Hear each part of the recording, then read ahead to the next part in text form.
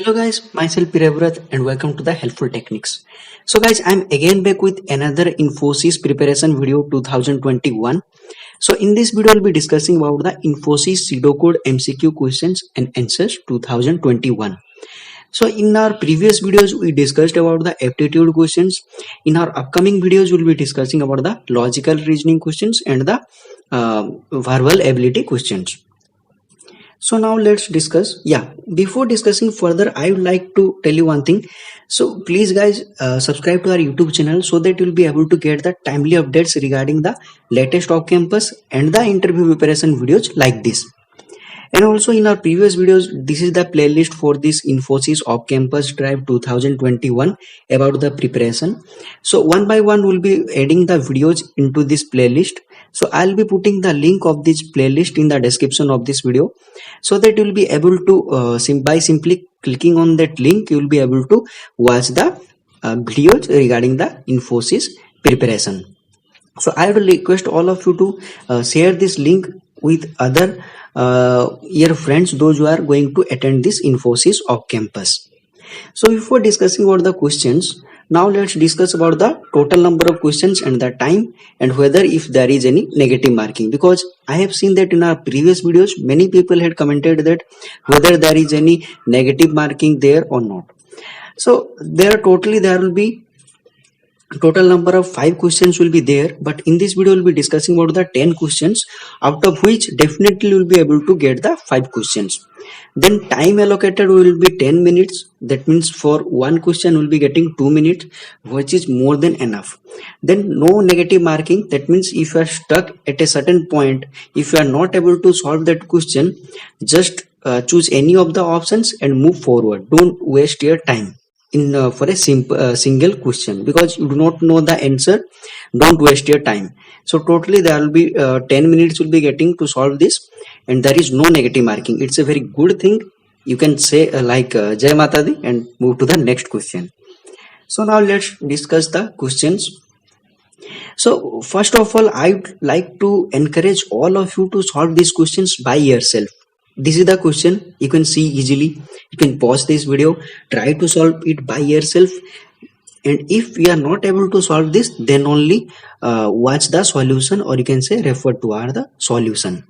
It's a very good practice, because I have given 10 questions, which is more than enough. If you are practicing these 10 questions, definitely you'll be able to score 5 out of 5. So now let's discuss one by one. So what would be the output of the following pseudocode? So there are 3 integers I have taken, I, j and k. We are setting or assigning k equal to 10. Then this is a for loop.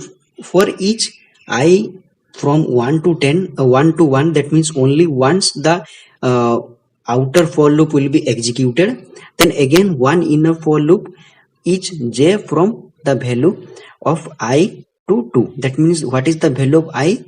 Here 1 to 2, that means 2 times the inner for loop will be executed. So let me make your work simple. So this is the inner for loop and this is the outer for loop.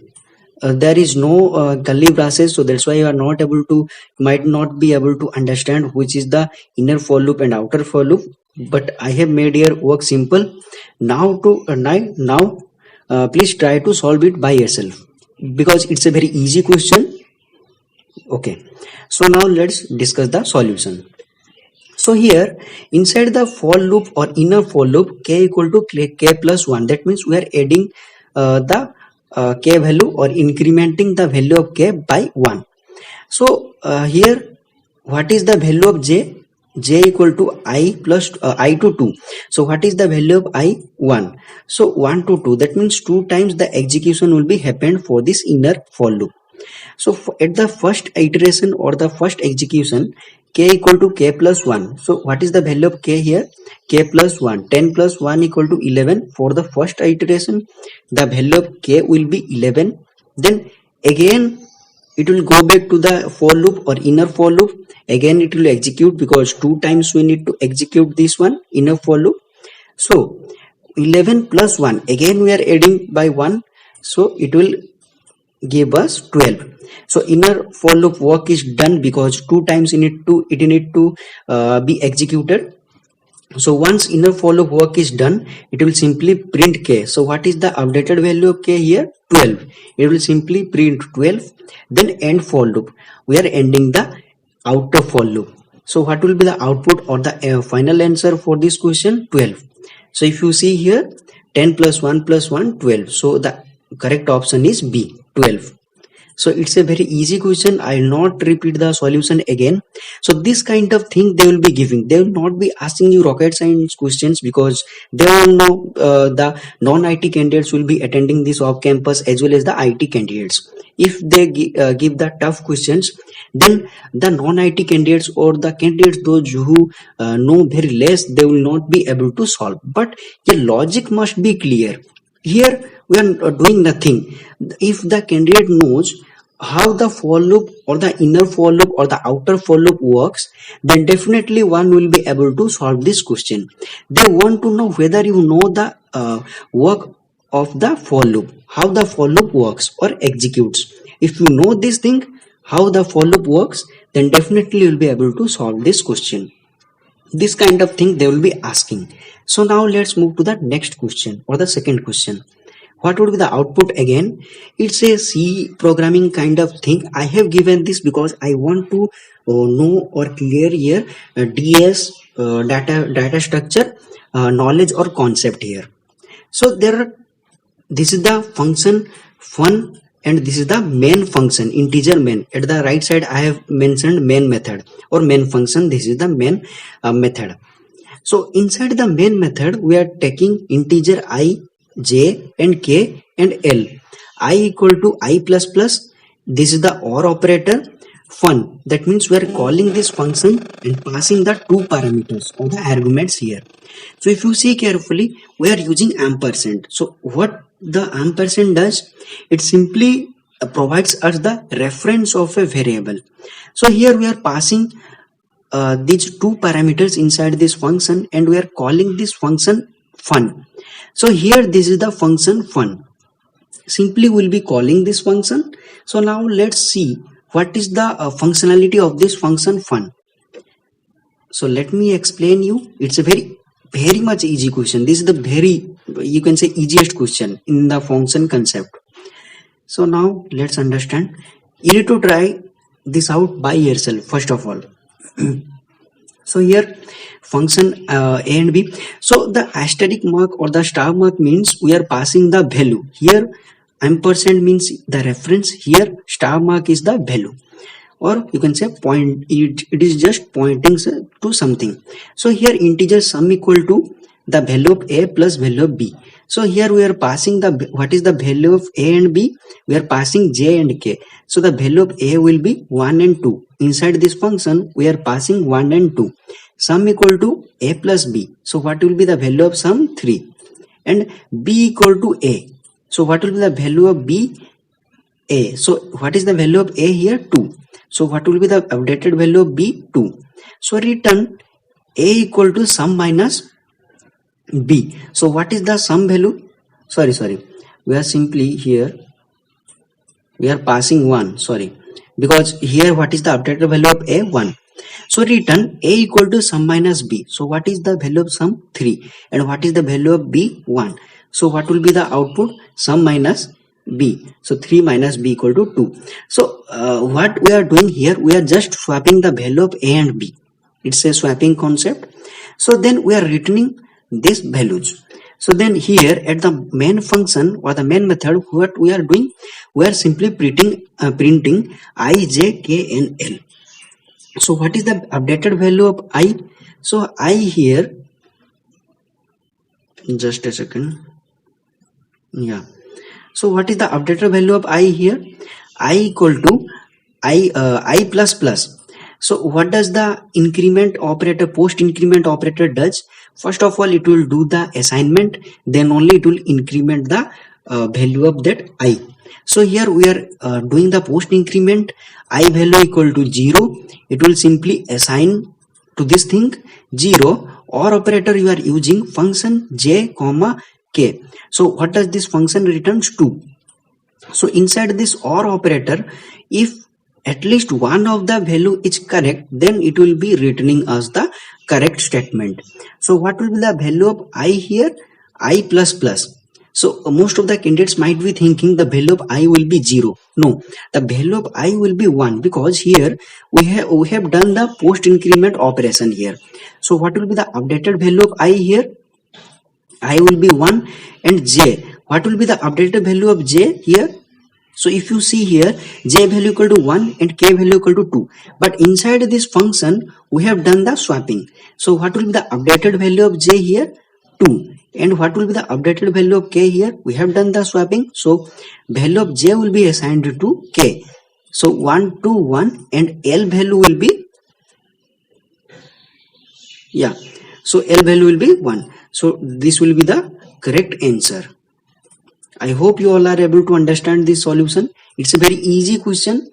So I will not repeat this solution again. We are using OR operator here, or for OR operator, at least one of these thing if correct, then it will return as true. So now let's move to the next question. What would be the output of the following pseudocode? Here we have taken the two integers j and m and setting the value of, or assigning the value of m equal to 0. So here we have taken this value of string 1154. So for each j from m to m plus 1, so what is the value of m here? 0. And 0 to 1, that means 2 times we need to do the for loop iteration. Just a second. Yeah. So here what will be the iteration, total iteration? 0 and 1, that means 2 times I need to do the iteration. If j greater than 0, so at the very beginning we have not assigned anything to the value 0. So what it will be taking? It will be taking the garbage value, or by default the value will be assigned to j equal to 0, because we are not assigning anything to 0. That means it will be taking the garbage value. So j greater than 0. If j is greater than 0, 0 is not greater than 0, it will not enter into this if statement. Else j of j equal to 0, a of j equal to 0. So a of j equal to, here j equal to 0. So a of 0 equal to 0. We are assigning this one to 0, because a of 0, that means a of 0 previously it was 1, and now we are assigning a of 0 equal to 0. So now for the first iteration is gone, and now the j value equal to 1. So if j is greater than 0, that means 1 is greater than 0 obviously. So it will enter into this if statement. Then a of 0 equal to a of 1 equal to a of j minus 1. So a of j, right now j value is 1. 1 minus 1 equal to 0. A of 0 we need to find. Then a of 0 plus 2. That means here a of 1 equal to a of 0 plus 2. So what is the updated value of a of 0 here? 0. So 0 plus 2 we are adding, so we'll be getting a of 1 equal to 2. So a of 1, this one, a of 0 is this one, and a of 1 is this one, a of 2 equal to this one, and a of 3 equal to this one. So we need to update the value of a of 1 to 2. So what will be the updated value of a of 1 will be 2 here. So for loop work is done, because 2 times we need to do the iteration. So 2 times it has been happened. So here after this for loop work, then we need to assign the value of m. So m equal to a of 0 minus a of 1. So what is the value of a of 0 here? 0. And what is the updated value of a of 1? 2. So 0 minus 2 equal to minus 2. And then we need to print the value of m. So what is the updated value of m here? Minus 2. So simply we need to print minus 2. It's an easy question. Again, the concept of for loop, if you know the concept of for loop, definitely you will be able to solve this one. And we have already discussed two same questions on that for loop. So now let's move to the next question. What would be the output of the following pseudocode? Integer I sum equal to 0 if I is greater than 0. So here again the garbage value concept. Here I equal to 0, because we have not assigned anything to this I value. So this condition fails, it will simply return to the else statement. for each I from 1 to 10. So what is the value of I here? 0. But inside this for loop, what will be the updated value of I? 1 to 10. That means 1 to 10 or 10 times we need to do the iteration. 10 times the iteration will be happening for I value 1 to 10. So sum equal to sum plus I. It's a easy concept. Sum. Here sum equal to 0 here. We need to do the increment, or you can say the addition here, sum plus I. So what is the updated value of sum here? 0.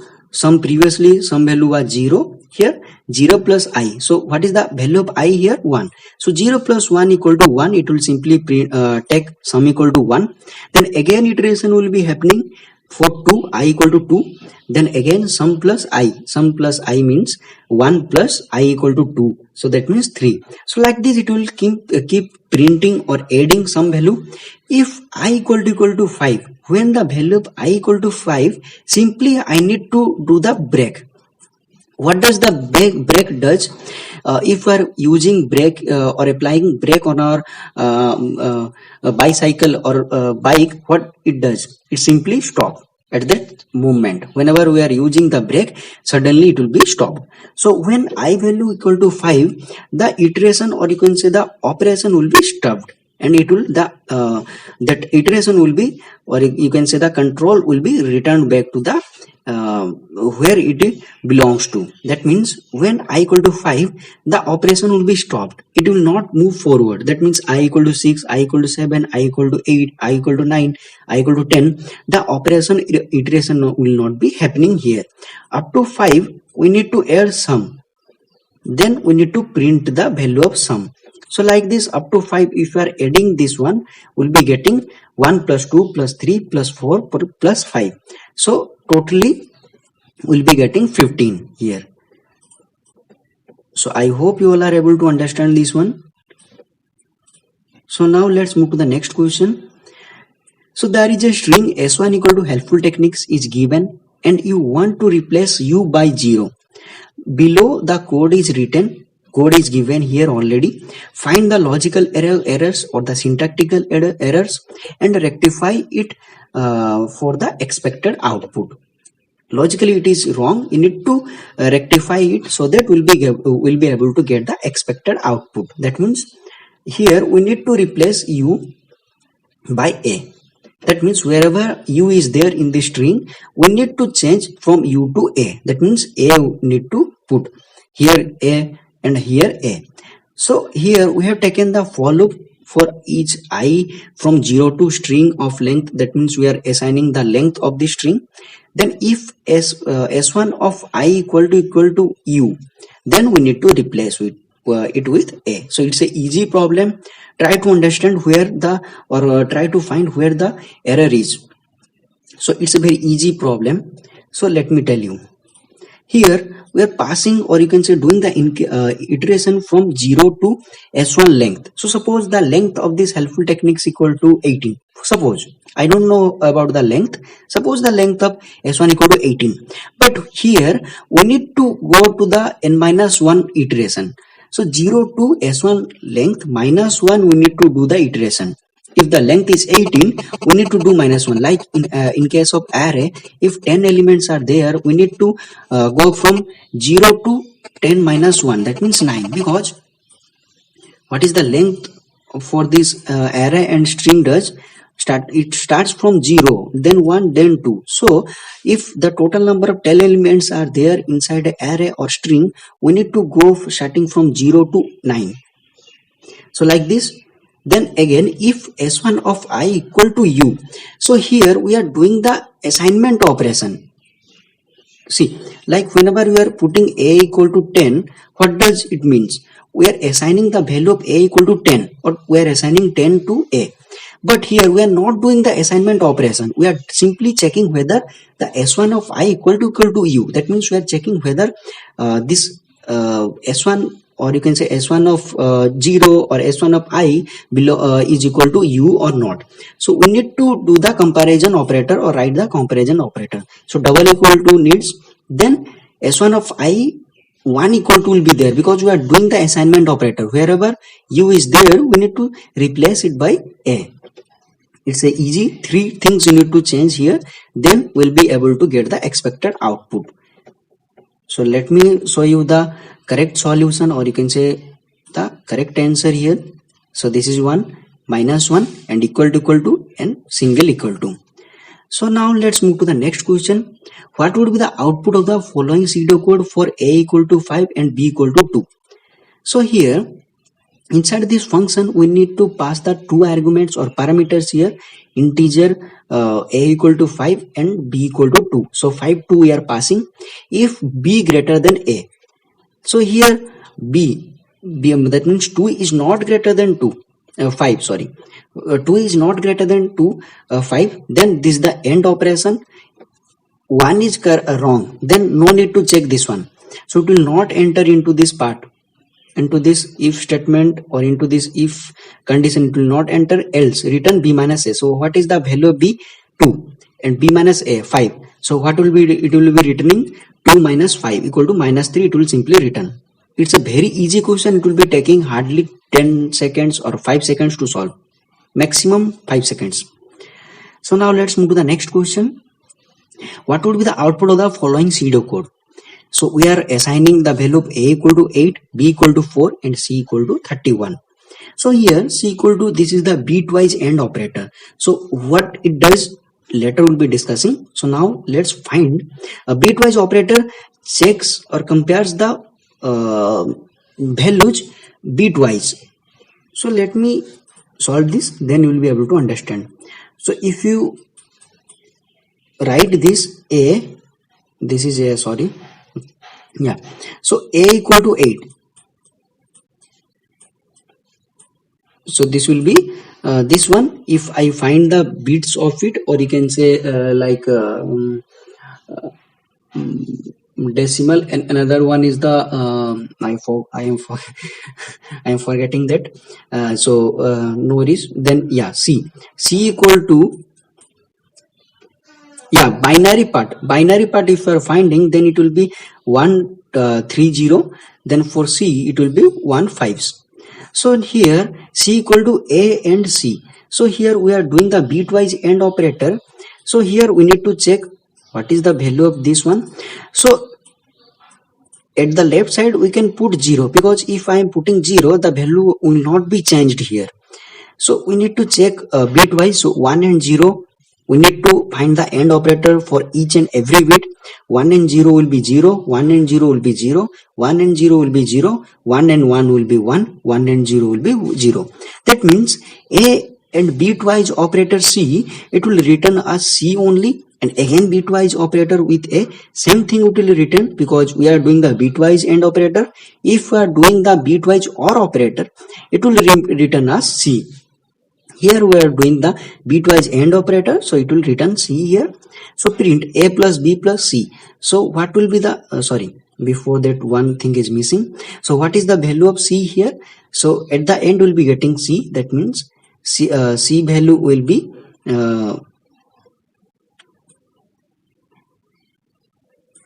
just a second, I have done something wrong. No, sorry. So it will return a.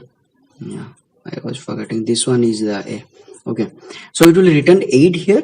So b equal to modular division 4. So what does the modular division does? It returns us the remainder. So when you do the modular division 4, it will return 0, a plus b plus c. So what is the updated value of a here? 8 plus b equal to 0, updated value equal to 0, plus what is the updated value of c here? C equal to 8, or updated value of c equal to a.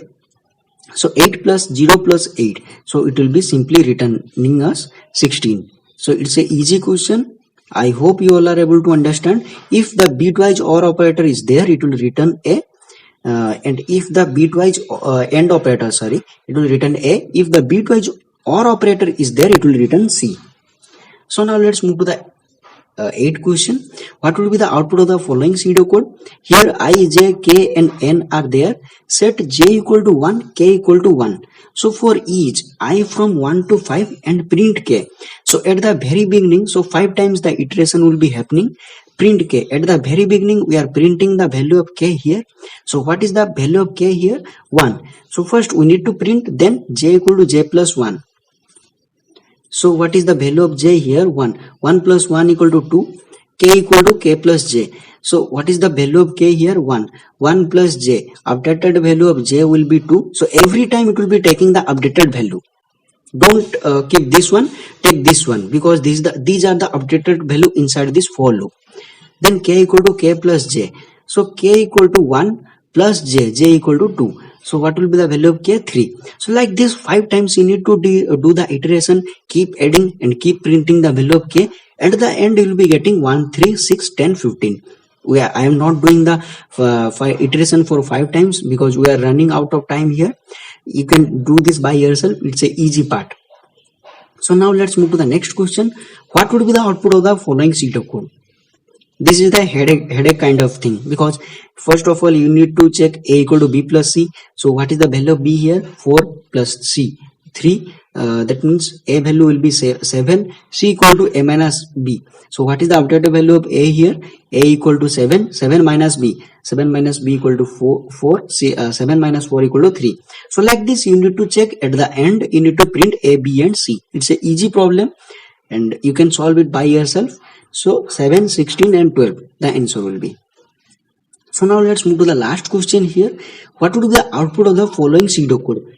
Here we are guessing n, sum equal to 0. We are assigning the value of sum equal to 0 for I from 2 to n. So here we are incrementing, or you can say we are assigning I equal to 2, not 0 this time. Where I equal to I plus 2, that means 2 by 2 we are doing the increment for I. Sum equal to sum plus I. So what is the value of sum here? 0. Sum plus I equal to 2 here. So 0 plus 2 equal to 2. So like this we need to keep adding this sum value and at the end it will be writing the value of sum. So what will the output? Simply it will be summing the even number starting from 0 to n.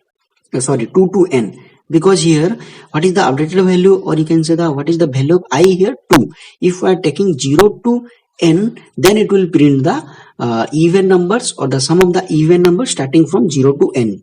As the value of I equal to 2 here, or the starting value of I equal to 2 here, it will be printing the sum of the even numbers starting from 2 to n. So this is all about the 10 questions. Practice all of these questions. Definitely will be able to solve the 100% of the questions in this Infosys written test. If you have any doubt regarding this part, or you can say problems, you can comment your doubts in the comment section below. Would definitely like to help you as soon as possible. So thank you for watching and all the best for this off campus.